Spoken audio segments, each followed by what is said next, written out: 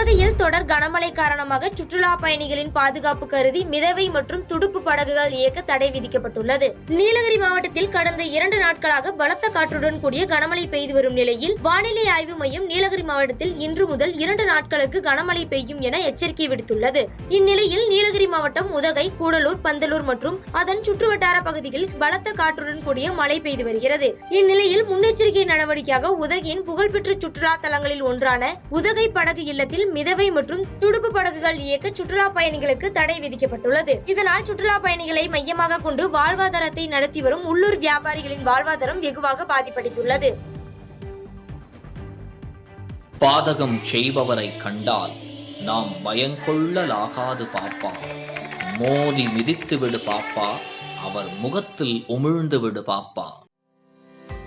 அண்மை செய்திகளை உடனுக்குடன் தெரிந்து கொள்ள இணைந்திருங்கள் இயம்நாடு தொலைக்காட்சியுடன்.